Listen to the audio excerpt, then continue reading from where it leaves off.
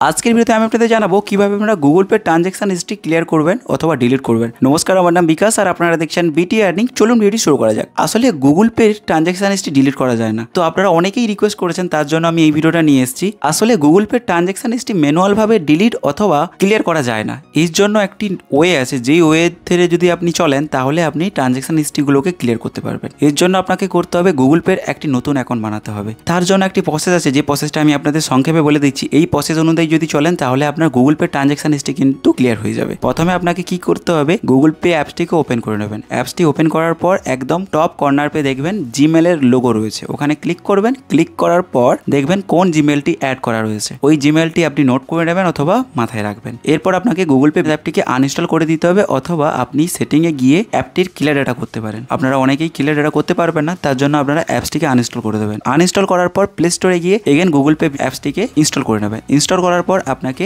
Log in করতে হবে। Log in করার সময় মোবাইল নাম্বার এন্টার করবেন। মোবাইল নাম্বার এন্টার করার আগে যদি আপনার জিমেল অ্যাড্রেস দেখায়, জিমেল অ্যাড্রেস আপনি যেই জিমেল অ্যাড্রেসটা দিয়েছিলেন সেই জিমেল অ্যাড্রেসটা আপনি দেবেন না, এখানে অন্য একটা জিমেল অ্যাড্রেস দেবেন, যেটা কখনো জিপের অ্যাকাউন্ট ওপেন করা হয়নি। যদি অ্যাকাউন্ট না যদি থাকে, অ্যাড অ্যাকাউন্টে ক্লিক করে একটি নতুন জিমেল অ্যাকাউন্ট বানিয়ে নেবেন। জিমেল অ্যাকাউন্ট বানানোর পর ওই নতুন জিমেল অ্যাকাউন্ট দিয়ে কন্টিনিউ করবেন এবং আপনার সেম মোবাইল নাম্বার দিয়ে আপনি লগ ইন করে নেবেন ওটিপি ভেরিফিকেশন করে। এরপর আপনি কিন্তু একটা জিনিস মাথায় রাখবেন, এই প্রসেসটি করার পর আপনার অ্যাকাউন্টটি সম্পূর্ণভাবে ফ্রেশ, আপনার ক্যাশব্যাক ট্রানজ্যাকশন হিস্ট্রি যত ছিল সব কিছু ক্লিয়ার হয়ে যাবে। একটা ফ্রেশ অ্যাকাউন্ট এখানে ক্রিয়েট হয়ে যাবে। এইভাবে কিন্তু আপনি Google pay transaction history clear করতে পারেন। ভিডিওটি যদি ভালো লেগে থাকে বন্ধুদের সঙ্গে শেয়ার করবেন, আর আমার চ্যানেলটি খুবই ছোট, তাই রিকোয়েস্ট করবো অবশ্যই চ্যানেলটিকে সাবস্ক্রাইব করবেন। দেখা হবে অনেক একটি ভিডিওতে। সবাই ভালো থাকবেন। নমস্কার।